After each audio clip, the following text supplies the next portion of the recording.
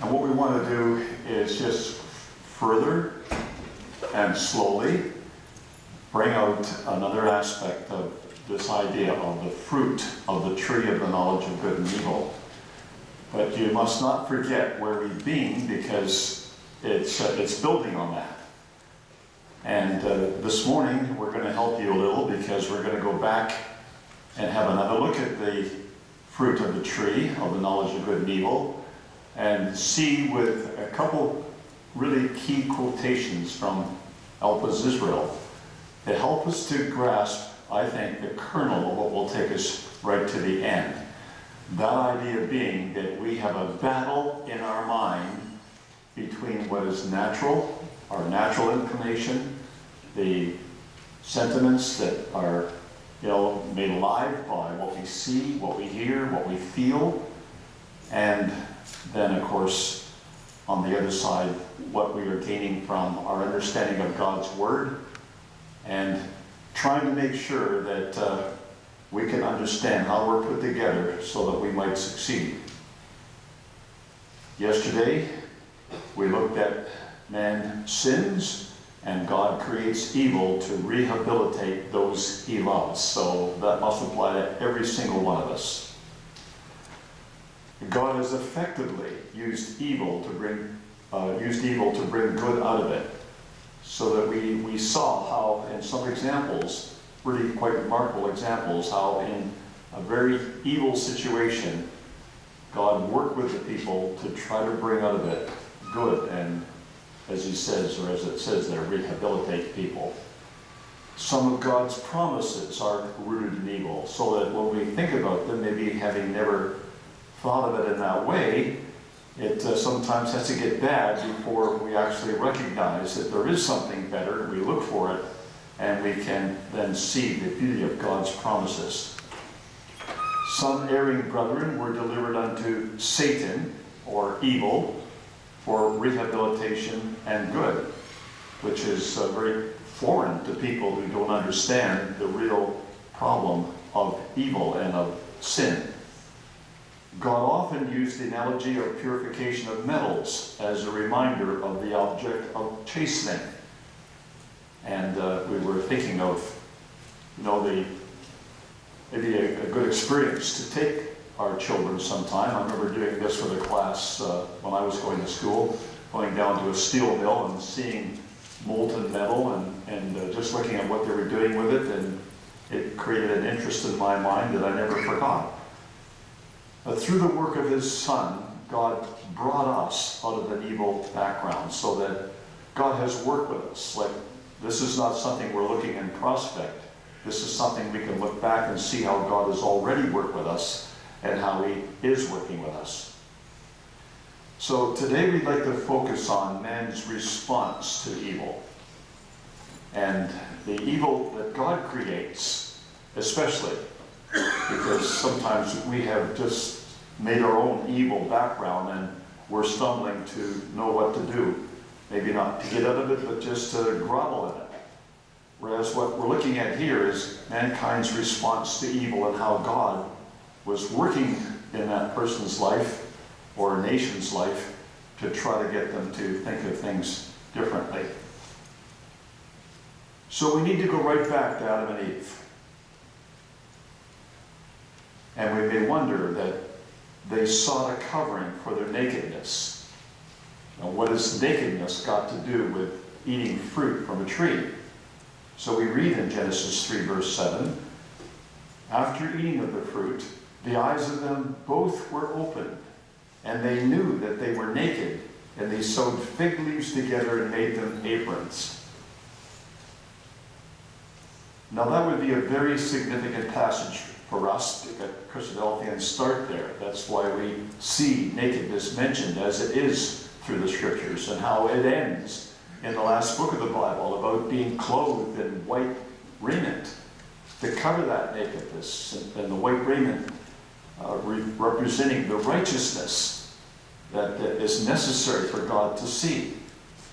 But why would it be, of all the things that could have happened when their eyes were opened, that they recognized suddenly they were naked? And I'm sure you've pondered that somewhat already, so it's not as if this isn't totally new, but we'd just like to go through this, because when we look at the response of Cain and how he comes into the record, and significantly into the record, and things that are said about Cain later on in the Bible, we really can't understand this unless we think of Cain in terms of the time of his conception, not just the time of his birth. Normally we wouldn't think of that, but this illustrates how that is something we need to ponder. So we find Cain angry and sullen. Well, over what? Genesis 4 verse 3 says that in the process of time it came to pass that Cain brought of the fruit of the ground an offering unto Yahweh, and Abel he also brought of the firstlings of his flock and of the fat thereof. And Yahweh had respect unto Abel and to his offering, but unto Cain and to his offering he had not respect. And Cain was very wroth, and his countenance fell. So it seems Cain didn't understand that the clothing that God put upon Adam and Eve would require the shedding of blood. Fig leaves weren't sufficient. But Cain seems to be tied to the ground.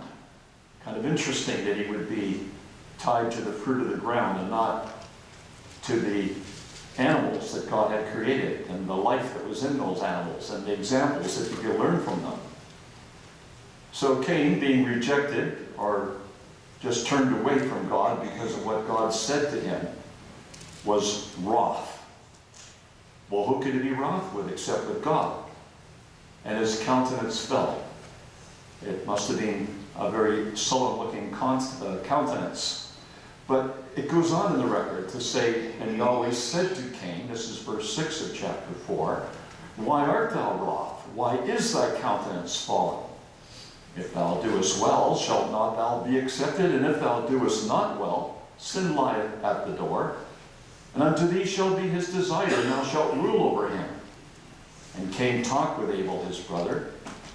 And it came to pass when they were in the field that Cain rose up against his brother and slew him.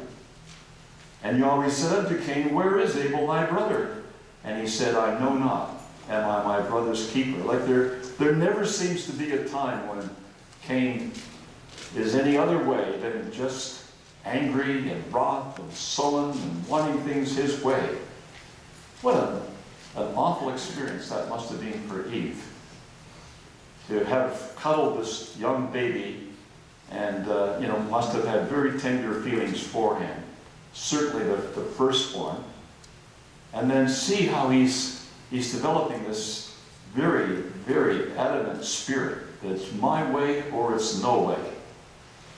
And you can imagine that rising up against Abel, his brother, and slew him would probably be because he was in a rage. He was totally out of control. And yet it was no remorse, even though he would have known that his brother was dead. Am I my brother's keeper? It really doesn't speak very well, does it, for anything that we know of Cain. And then in Genesis 4, verses 15 and 16, Yahweh said unto him, therefore whosoever slayeth Cain, vengeance shall be taken on him sevenfold. And Yahweh set a mark upon Cain, lest any finding him should kill him. And Cain went out from the presence of Yahweh and dwelt in the land of Nod on the east of Eden. Now a little aside is necessary here, because many of the false doctrines of the churches of us stem from those first 3, 4, up to maybe chapter 6 in the first book of the Bible in Genesis. And we're just seeing another one developing in our age with chapter 16. Where people have thought that if Cain went out from the presence of Yahweh and dwelt in the land of Nod on the east of Eden, and there he developed his family and built a city, etc., where did he meet his wife? And that's, I don't think, coming out in the purest sense, because I don't believe it's just looking at the record and wondering where he got his wife from. It's that's where people have decided to merge, some people have decided to merge the theory of evolution with what we read in the Bible.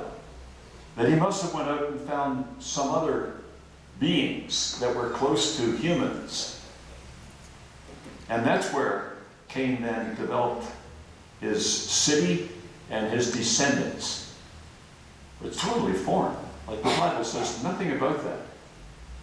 And almost all of those problems that we get standing out of Genesis are either somebody adding or somebody removing what the record says. If you stay with the record, you have no answer to who his wife would be, except that it goes on to say that Adam and Eve had sons and daughters, which is very, very likely for people who live that long. There would be many choices for Cain to have. But for people who want to go down a road all by themselves and try to develop some theory, that's a hinge point, verse 16. What we want to do is just talk about Cain in a little further sense here. Because when we go to 1 John, verse 3, we find another comment about this, where it says in verse 11, "For this is the message you have heard from the beginning, that we should love one another. Not as Cain, who was of that wicked one, and slew his brother. And wherefore slew he him? Because his own works were evil, and his brother's righteous." Now, it's obvious from the record that when the record says, "not as Cain, who was of that wicked one," that we're going to wonder, who is this wicked one? Does he refer to Adam? Because who else could it be?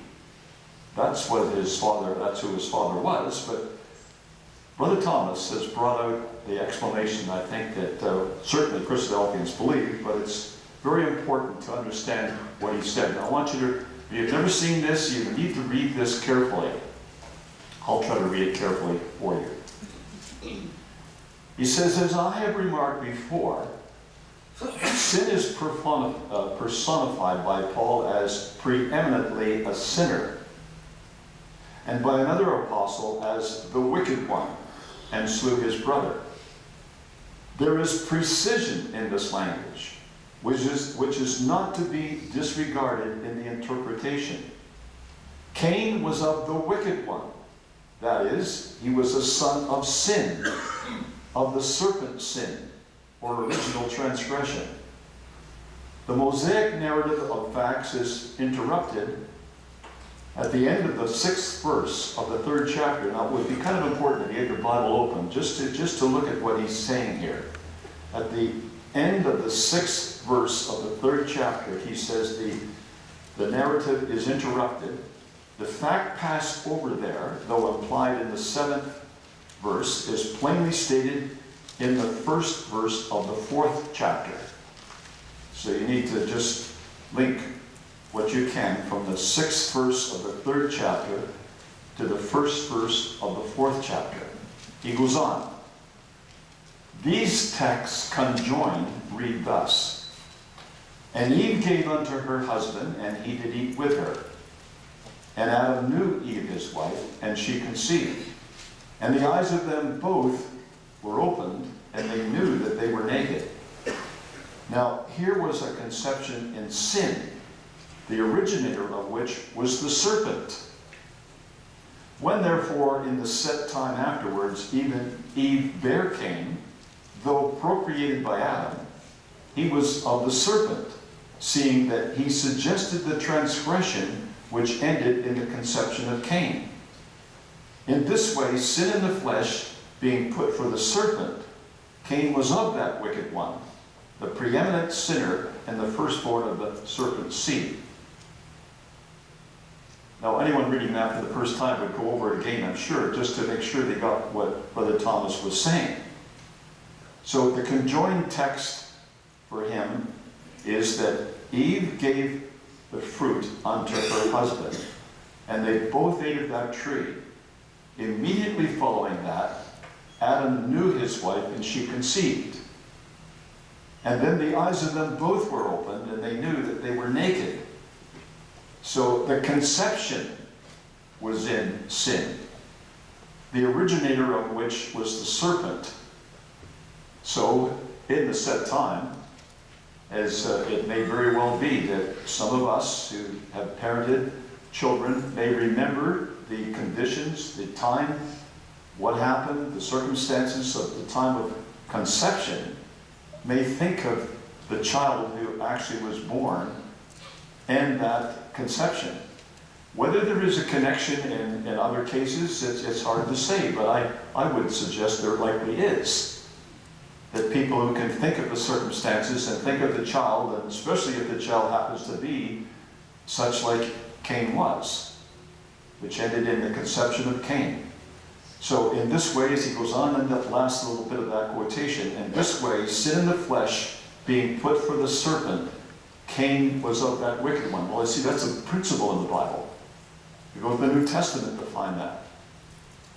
So that not is he referring to Adam as the one who procreated for the development of Cain, but he's speaking of the father as it was the serpent, who was the one who had put the ideas in Eve's mind, both of them failing in what God had said, conception taking place, and then their eyes were opened and they knew they were naked. Now that's a set of events that we wouldn't normally put together. Brother Thomas has, and I think it's really quite significant. And I think it comes out of this passage, which is really, for me, the convincer, because it says, he went on to say, in the same area of Elpis Israel, every son of Adam is conceived in sin and shapen in iniquity. Every son of Adam. Therefore, sinful flesh, on the principle that what is born of the flesh is flesh, if he obeys the impulses of his flesh, he is like Cain, of the wicked one. But if he believe the exceeding great and precious promises of God, obey the law of faith, put to death unlawful obedience to his propensities, he becomes the son of the living God, and a brother and a joint heir of the Lord Jesus Christ, of the glory to be revealed in the last time. Well, that's the whole idea of what we've been trying to say from very class 1 right through to the present and to the end, that what we have set before each of us is the sinful flesh idea of our mind. And if we allow that to be the dominant feature of our body, then we will obviously die in wickedness.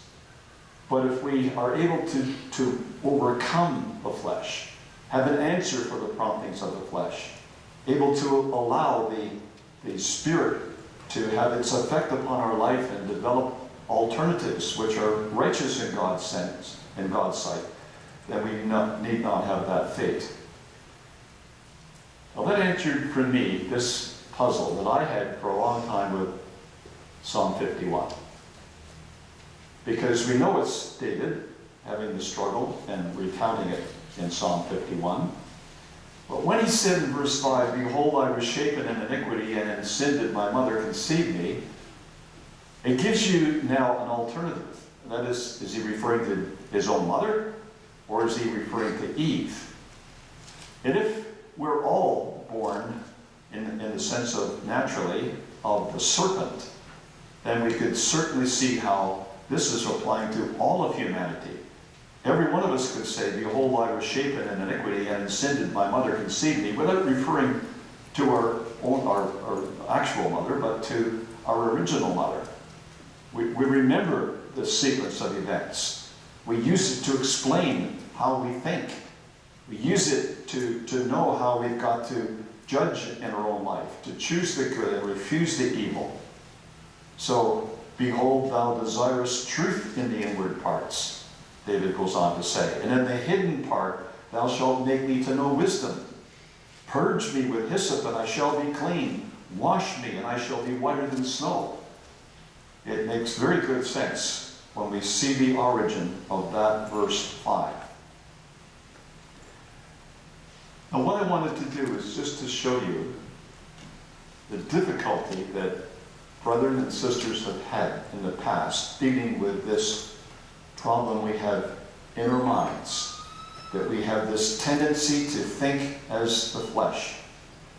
So here's Moses in a very difficult situation. He has these huge number of people who are very rebellious when it comes to things of the Spirit, very easily agitated, have often come to him because of not having enough to eat or enough to drink and complaining.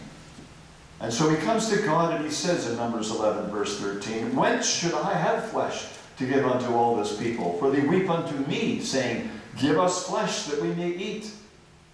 I am not able to bear all this people alone. It's too heavy for me. If thou deal thus with me, kill me, I pray thee, other hand.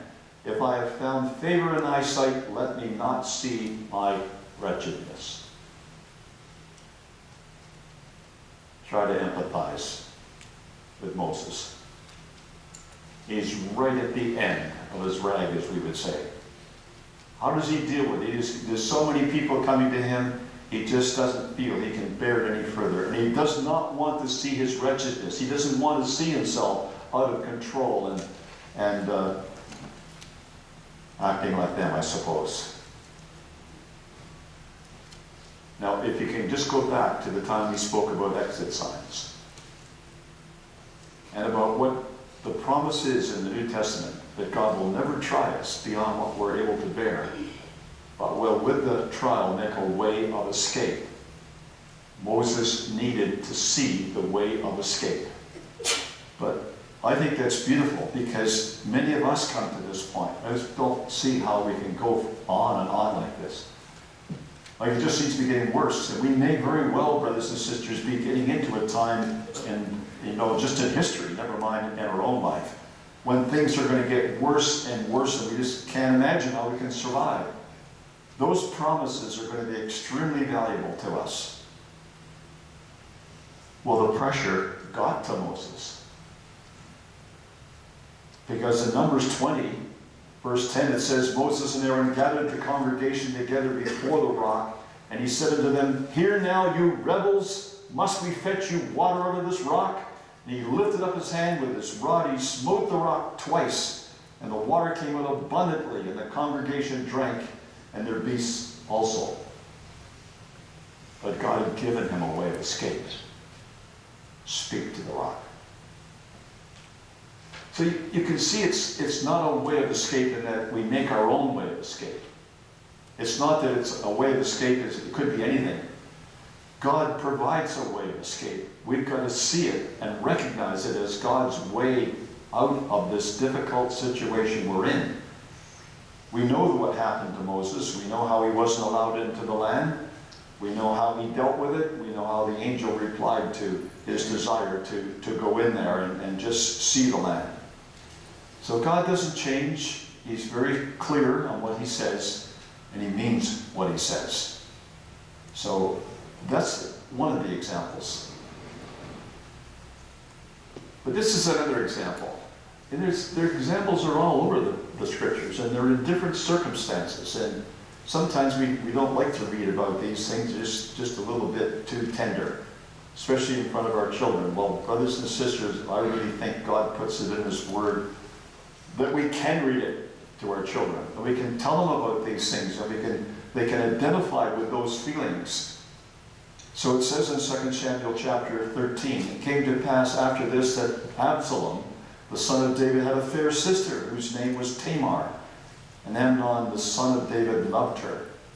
And Amnon was so vexed that he fell sick for his sister Tamar, for she was a virgin, and Amnon thought it hard for him to do anything to her." And if he had just stayed in that position, he would have probably got through this. But he had a friend.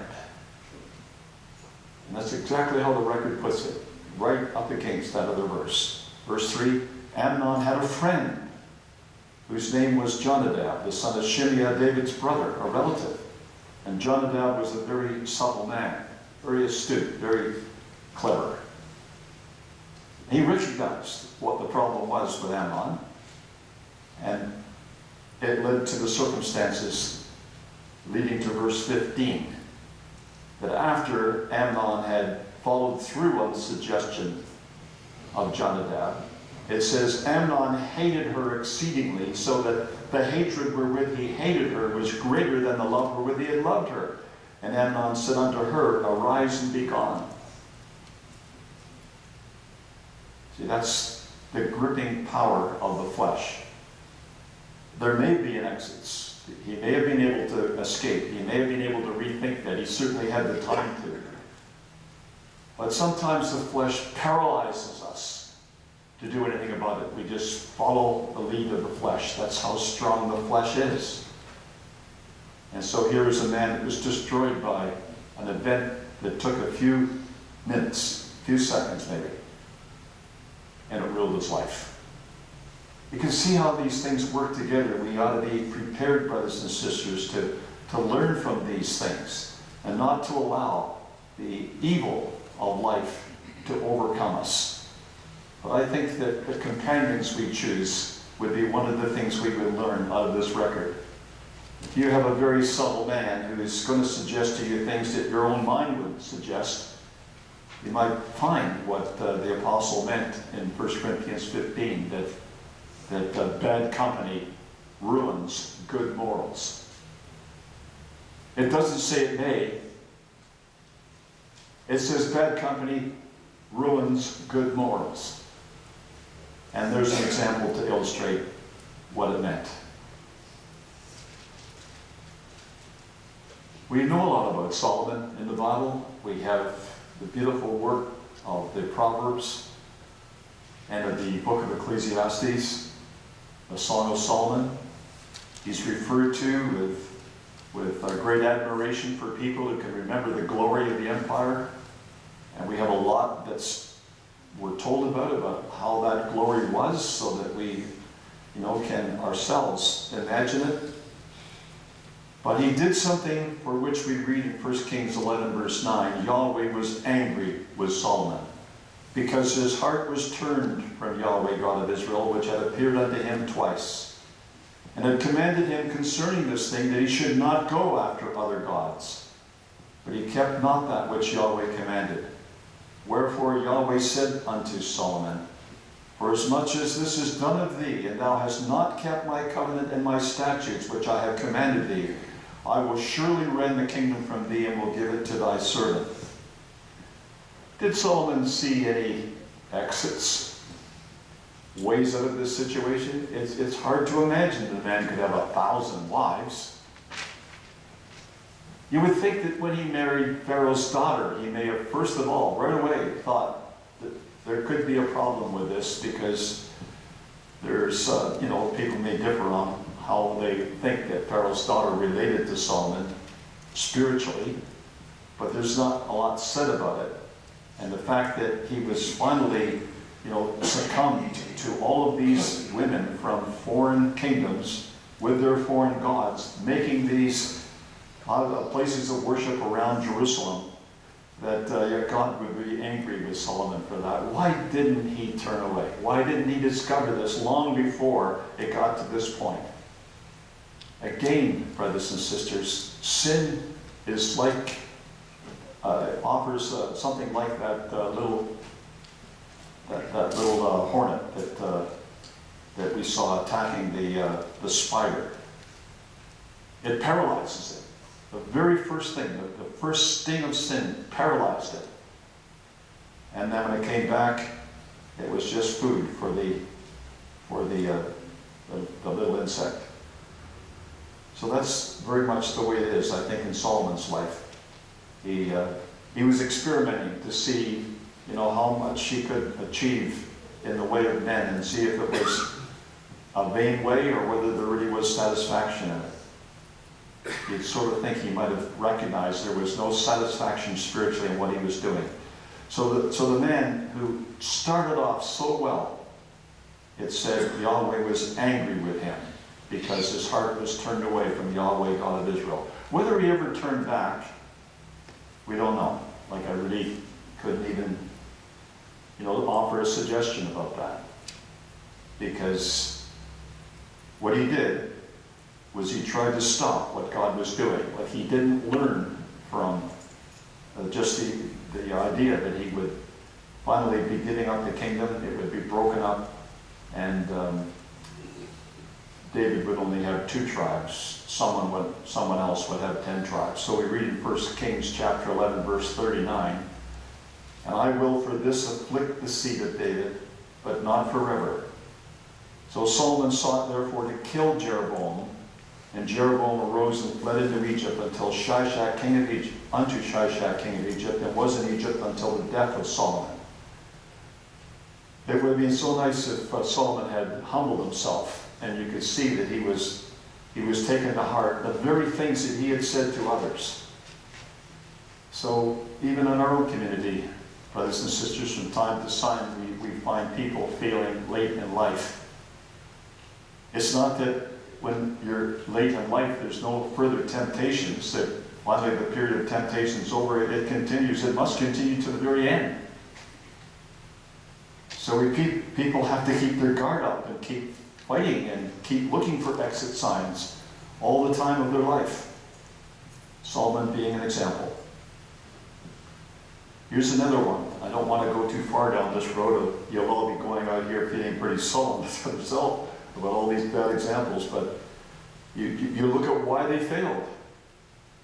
And Jeremiah speaks to Zedekiah, the king. He's appealing, laying it out to Zedekiah. So in chapter 38, verse 17, Jeremiah said unto Zedekiah, "Thus saith Yahweh, the God of hosts, the God of Israel, if thou wilt assuredly go forth unto the king of Babylon's princes, then thy soul shall live, and this city shall not be burned with fire, and thou shalt live in thine house.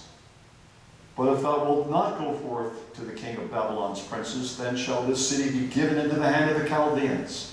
They shall burn it with fire, and thou shalt not escape out of their hand." Now you would think that that warning would have been sufficient for Zedekiah. That based on how he reacted to this would be the fate of the nation, the fate of the city, the fate of the temple, was all in how he reacted to what might have been the last appeal to get him to think. Why didn't he? Well, we're told. The same conversation, verse 19, and this reading from the ESV. "King Zedekiah said to Jeremiah, I am afraid of the Judeans who have deserted to the Chaldeans, lest I be handed over to them and they deal cruelly with me. Jeremiah said, You shall not be given to them.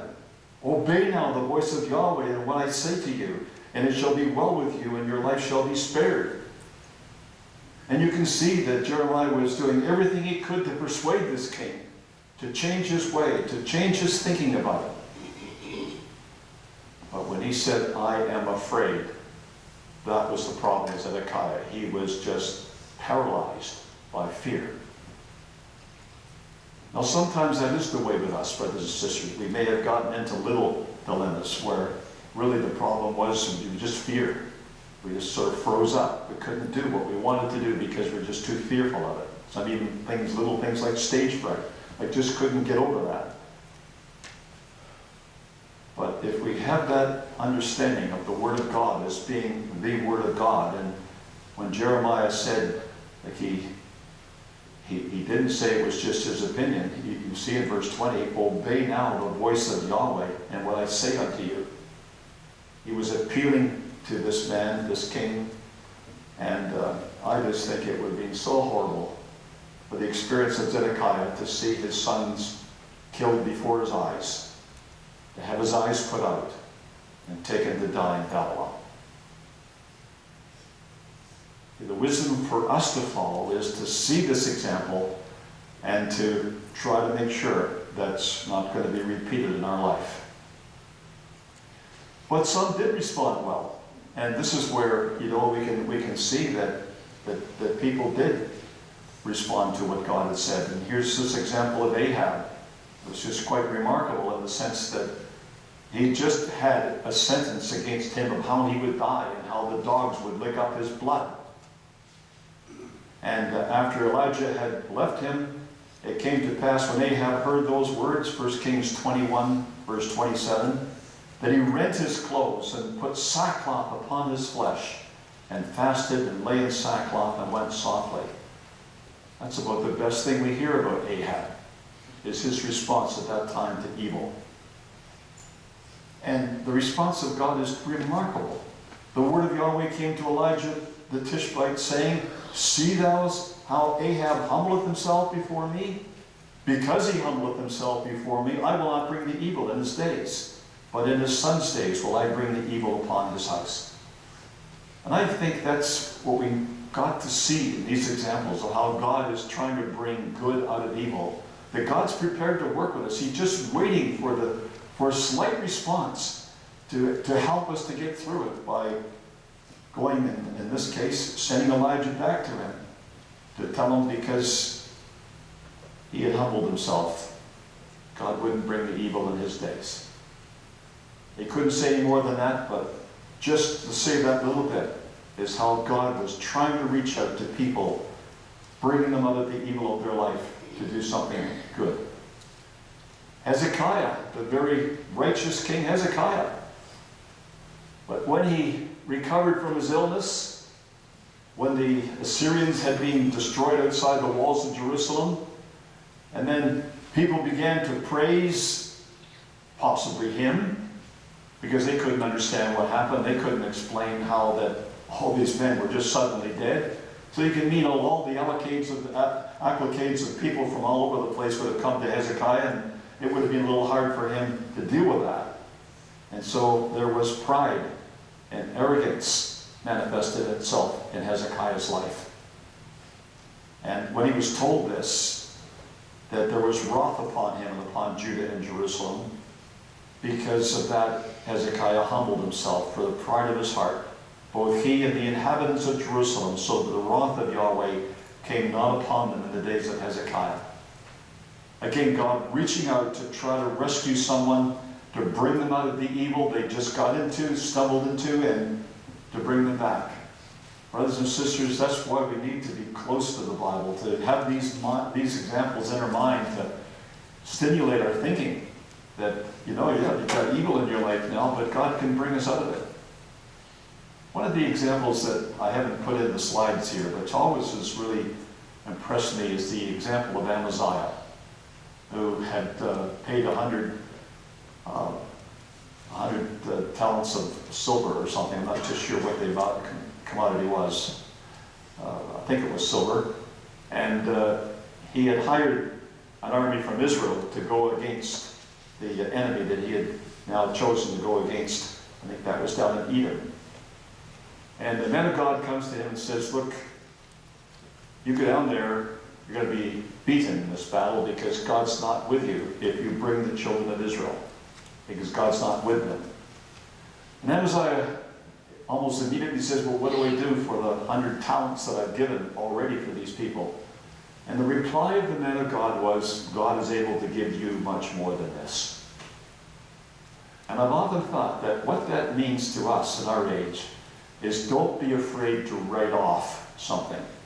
Maybe something quite large in our life. If it's a matter of keeping right in God's sight, far better to write off those things in the light that God is able to give us much more than this. In that case, the exit really is to write it off and get out of it. It was a bad venture, just walk away from it. We still, by going out that exit, can get back on the road of eternal life. And what is eternal life? Well, it's so big, so valuable in comparison to anything else that all these other things are insignificant. That's what everybody has to recognize when you try to see what God's offering to us by an exit. And probably the most significant one in terms of how God changed to deal with this man, because he was provoking God in every way he could. Reading the life of Manasseh is difficult to read. But God brought him into affliction. 2 Chronicles 33 verse 12 reads, when he was in affliction, he besought Yahweh his God, and humbled himself greatly before the God of his fathers, and prayed unto him, and he was entreated of him, and heard his supplication, and brought it again to Jerusalem into his kingdom. Then Manasseh knew that Yahweh, he was God. You just wonder what thoughts might have gone through his head. Certainly he was like a son who had left home and recognized that he's eating swine's food. Maybe if he went back to his dad, the dad would at least have something that the servants didn't eat, and he could eat a little better. But here was a man who, it was necessary for God to take him away and to bring him into affliction like this so that he could understand just what a mess he had made of things in Jerusalem. What a significant thing, though, for God to bring him back and to put him back as king. That's the miracle of it all. And Manasseh knew that Yahweh, he was God. We did a little study on just what it might have been to go to Assyria, and looking at how the Assyrians treated people, whether they put, some chain through his, or something through his lips to, pull him, or whether he was chained all the way, shackled. I mean, walking that distance from Jerusalem to Assyria in the hot climate that would have been, would give him a number of days, weeks, months actually, for him to think about these things before he ever got there. So God's service, as we've read it at other places, is going to be like the refining of a refiner. It's going to be like the hot temperatures of an oven. It's going to be something that will melt us. And in the melting, if we think of what God has in mind, it will be tremendous for us. The Lord Jesus Christ remarkably never did have to go through the process of the difficulty of trying to recover from sin. But what he did, as it says in Hebrews chapter 5, verse 7, when he had offered up prayers and supplications with strong crying and tears unto him that was able to save him from death, it was heard him that he feared. Though he were a son, yet he learned obedience by the things which he suffered. And I think that Jesus anticipated the difficulties, anticipated what he would have to do. And so when he offered up prayer and supplications, it was with crying and with tears, not because he had blown it, but because he could see the difficulty he was going to have to deal with. And he learned the price of obedience without actually having to be disobedient. If we're following footsteps, those are the footsteps that we have to follow. Now just this last slide. I don't want to put much time in this because I think I can show you just with a slide like this. Could mankind bring good out of evil? No, in many cases that happens. I don't want to discount the fact that it doesn't happen at all. It does happen. I'm standing here because out of my evil experience of my heart trouble, people were able to deal with the condition and repair the damage, and so my life is extended. So I don't discount that. But when the Bible, on the other hand, says in Proverbs 14, verse 12, there's a way which seems right unto a man, but the end thereof are the ways of death. There is many examples of where it didn't work out that way. Thalidomide, for those of you who know what that drug was for, had a horrible turnout where people, young people that were born, or babies that were born rather, were born without limbs because of this drug, which was given to deal with the evil of a woman's life with the sickness during pregnancy. Freon 12, wonderful, give conditions of relief in a hot room because we can now have refrigeration until they found that this was also destroying the ozone layer. Plastics, and this was men boasting that now they were able to create anything they wanted because they had these plastics, but only to find out that they don't degrade. So they're all over the place, dumps full of these things. The ocean shore, in many cases, piled up with plastic waste.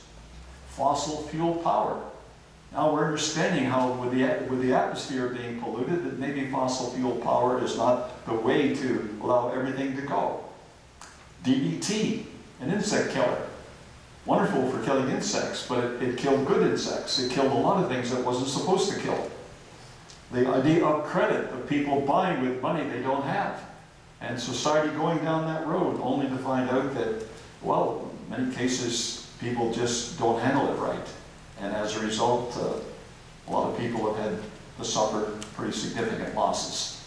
Nuclear weapons and other weapons of mass destruction, another thing that people thought, well, we'll have a deterrent. So we have weapons so great that no one will ever use them. But they have been used. They have been used in battle.